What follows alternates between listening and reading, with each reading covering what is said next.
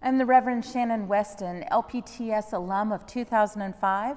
I'm the co-chair of the Engagement Committee of the LPTS Alum Board. It is my pleasure to bring to you our 2021 distinguished alums, and I would like to introduce to you the Reverend Dr. John Lentz. John is an ordained Presbyterian minister, honorably retired, an active marriage and family therapist. He teaches Ericksonism, hypnosis, and psychotherapy to therapists who want to learn innovative practices using hypnosis and obtain credentials. He is an approved supervisor for the American Association of Marriage and Family Therapy and an approved consultant for the American Society of Clinical Hypnosis. Additionally, he is a member of the International Society of Hypnosis. Previously, Dr. Lentz served as chief chaplain at the women's prison in Kentucky and as an adjunct professor for Louisville Seminary.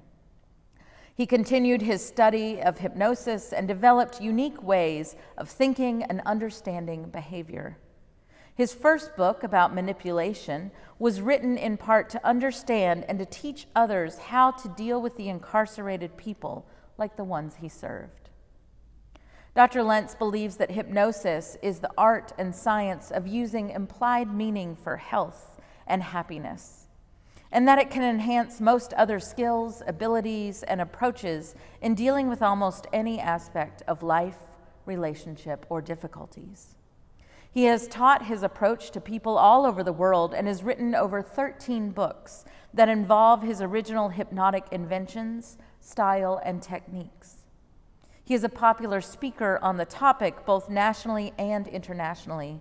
His book, How the Word Heals, the Bible and Hypnosis, explores hypnotic devices in the Bible from Genesis to Revelation.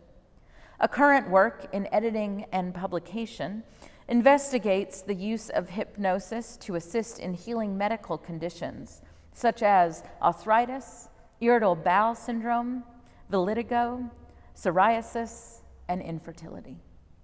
Congratulations, Dr. Lentz. I first met John in prison. He was applying to be the chaplain, and I was the warden. And the first thing he said to me was that on his way to the interview, he prayed that I would make the right decision. Now, you would think most people would pray that they would do a good interview and they would get the job, but not John.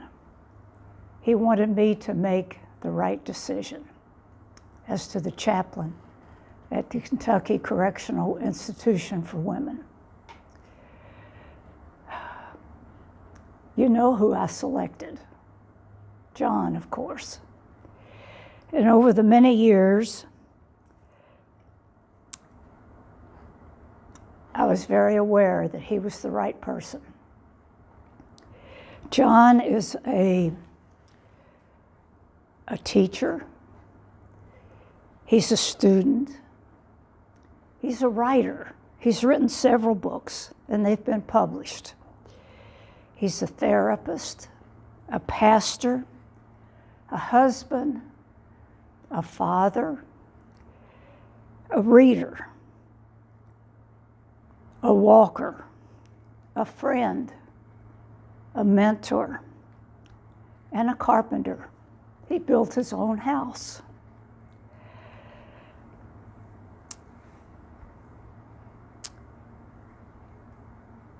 The position was not only the right, he was not only the right person, he was sent to me by God.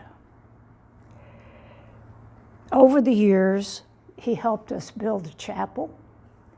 When he first got there, we just had a room where we set up chairs and a podium for him to preach.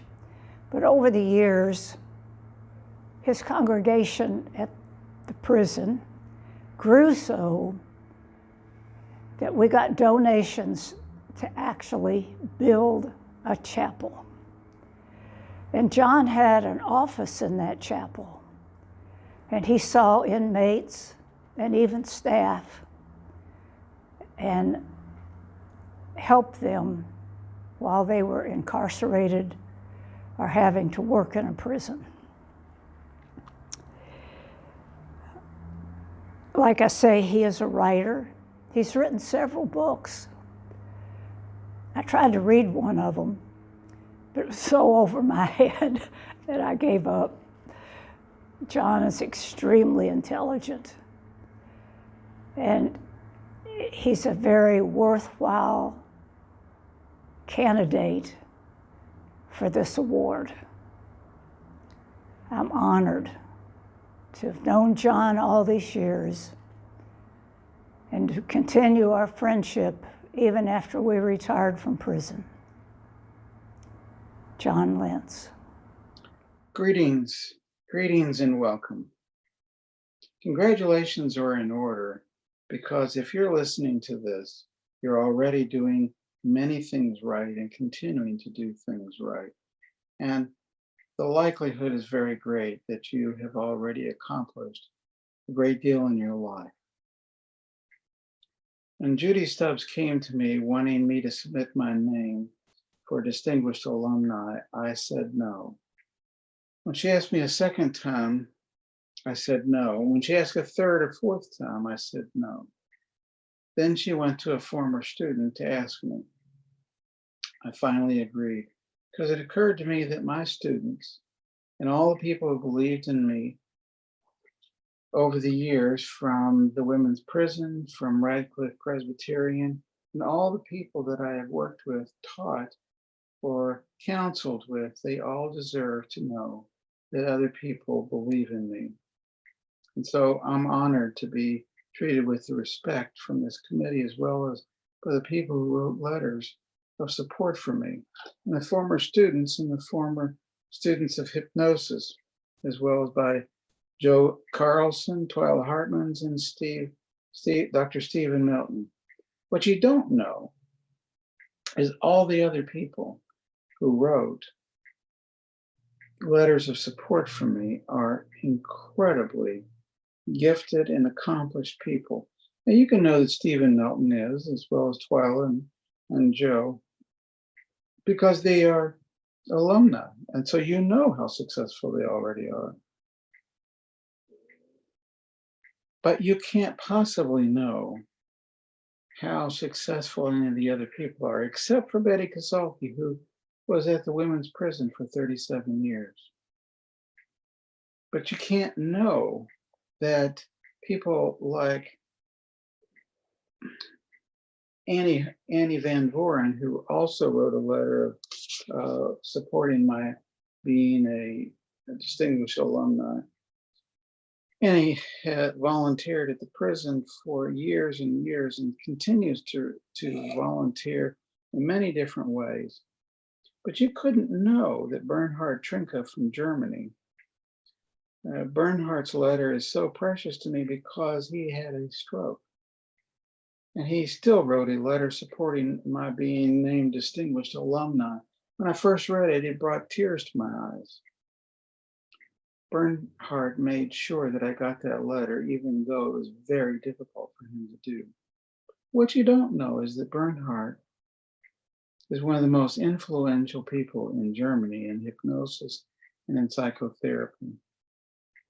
Or that Gabby Golan, who also wrote for me. Gabby has taught most of the certified people in hypnosis in Israel. And the truth is, most of those people that he's taught are very amazing people. It's nothing for them to have an MD from Stanford, an advanced degree from MIT, before he taught them hypnosis. Inayat Shahidi, who has single-handedly brought Iran into an appreciation of hypnosis in medical circles. And in doing so, he regularly teaches classes in hypnosis. He does that because as an MD, he has that access and he's able to do it.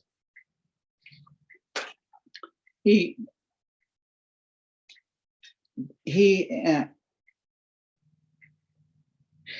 even arranged a multi-country conference that, of course, we from the U.S. couldn't attend, but he is currently on the board of the International Society for Hypnosis.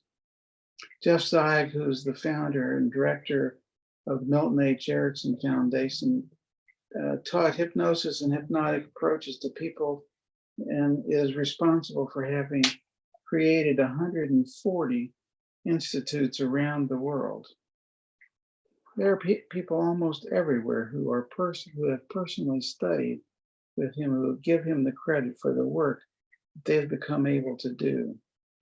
Now, you may not know that Betty Kasolke was my hero, but she believed in me and she believed in the women at the prison. She dedicated her life to making sure that the women in the prison were treated well and given ways to change their lives. And the things that she has accomplished with her life, take a long list. Now, Annie, as a longtime volunteer at the prison and other places, she volunteered because she could. And the things she did at the prison would take a long time to tell you.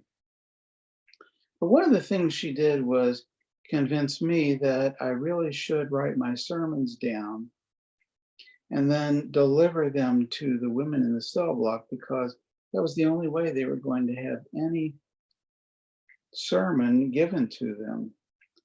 Well, I did. And now 30 years later, I'm still writing my sermons down and sending them out every week. I don't send them to the cell block, but I send them to people all over the country. Yet all of the people who wrote to me or for me are the people of profound faith, that they live by working for assisting others. Their faith is clear in how they live their lives. I feel incredibly honored to be befriended by people who have such character, faith, and accomplishments. Now, in college, while I was attending college, I worked at a boat shop during the day. And there was a man there who was so offensive that most of us didn't like him. His wife was ready to divorce him, and the owner of the shop was ready to fire him. He went to a therapist. In 6 to 8 weeks, his wife thought he hung the moon. The owner gave him a raise, and most of us began to like him. He sang at my wedding. I asked who his therapist was so I could ask the therapist where he went to school, because I wanted to follow in his footsteps. The therapist had studied with David Steer. It also solved the dilemma of whether I would be going into the ministry or psychology. Now, you may not know it, but David Steer built one of the most impressive and respected programs in the US. At one point, David asked me to compare the program with any around the country, and I did.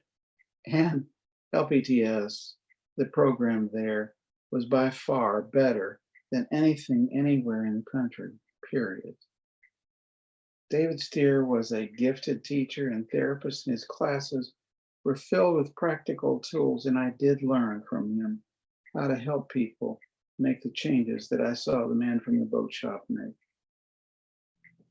I'd like to tell you also that Hal Werheim taught me to bring about social change beyond protest.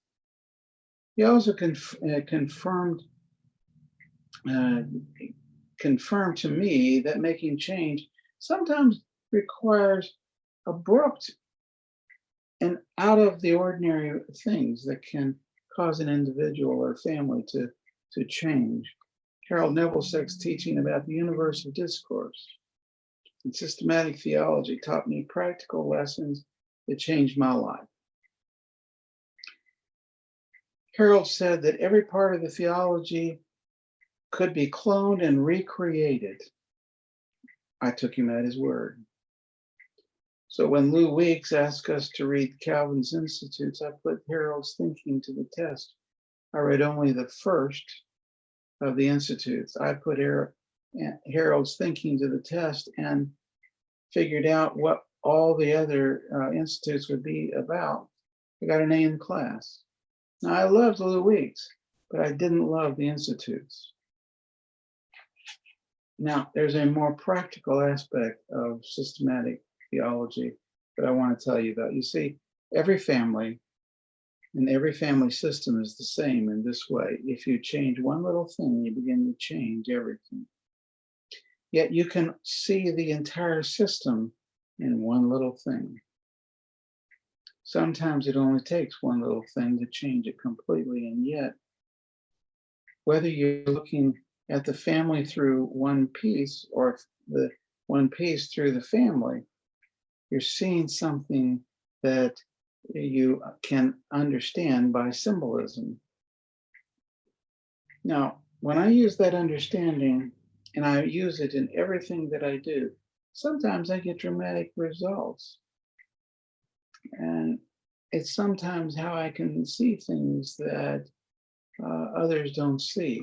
I'll give you an example.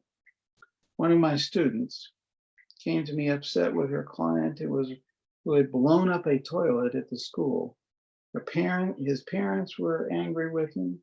The school was angry with him. The therapist was angry with him. He had used a chemical that reacts violently to water.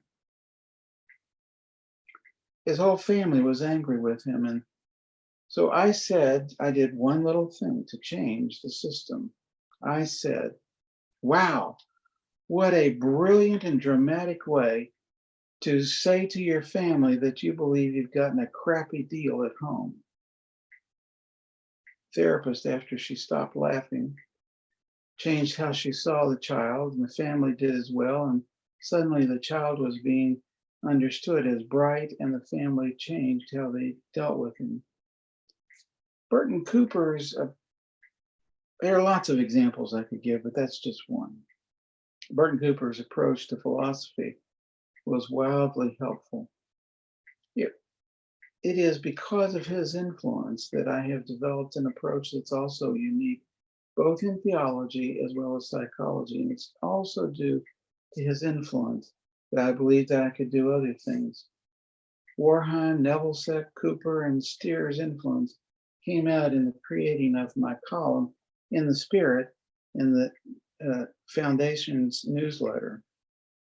In that newsletter, I interview the best and most important therapists in the world and ask them about their spirituality in their life and in their work.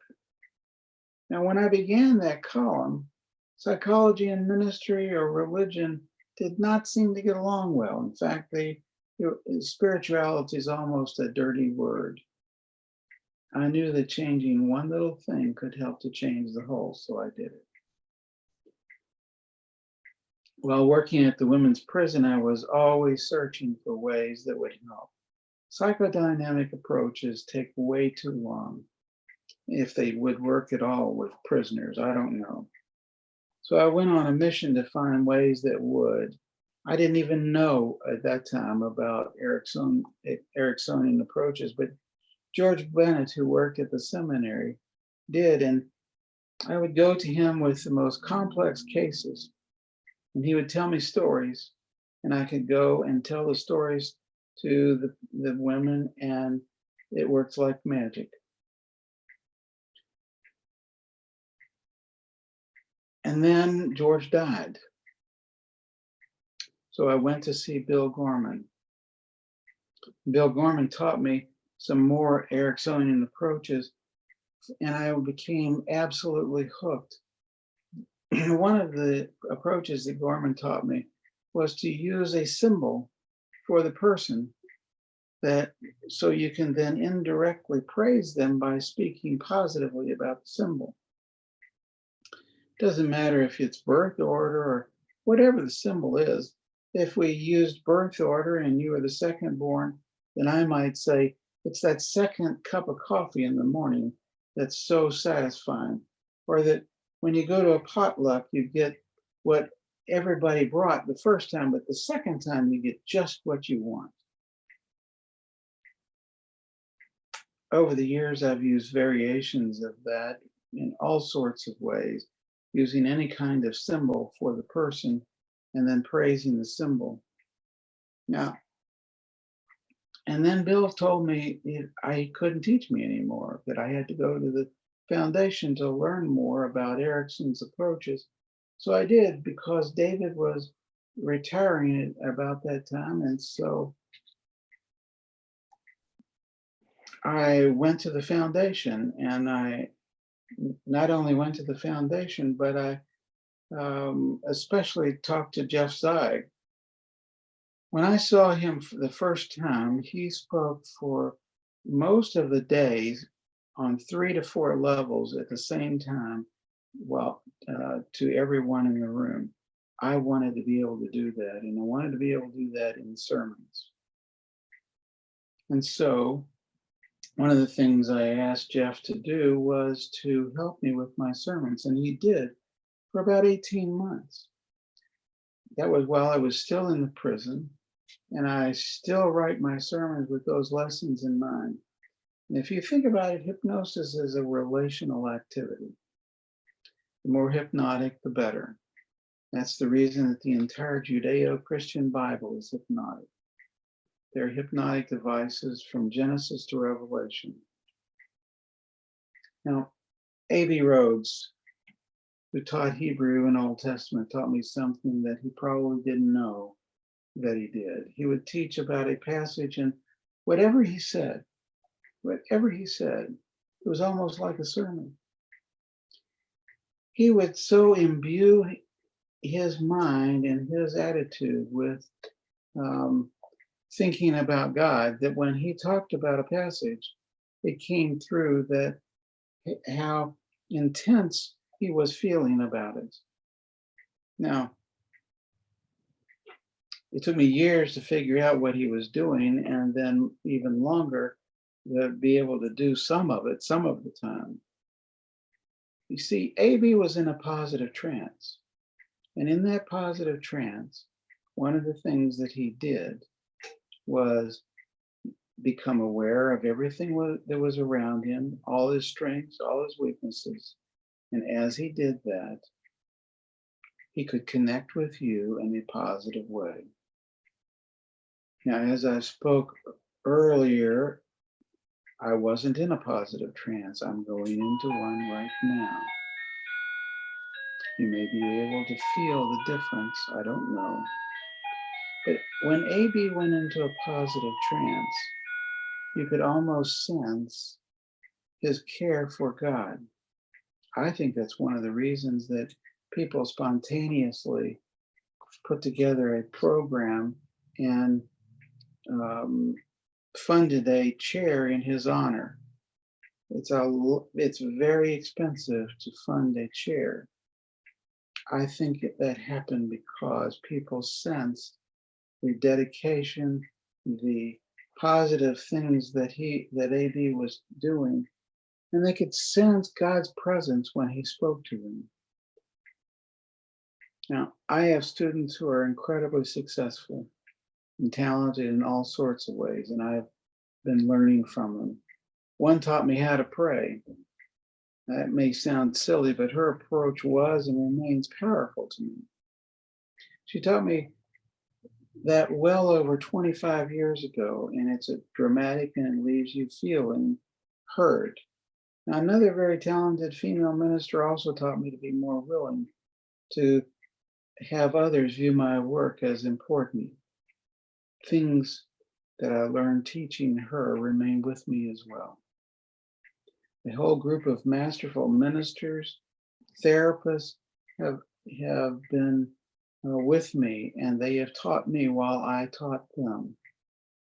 Not only all of my students have become either good therapists, good business people, good ministers, good human beings, folks who have worked in many different areas, and I am so proud to have been able to have worked with them. Some are writing books. Some are writing books that will be very important. Others are doing incredibly other important things. And some are in the process of teaching, and still others being role models. I have truly been blessed. And I am very thankful for this honor, and especially for the honor to have been teaching so many very talented people for so long. Thank you very much.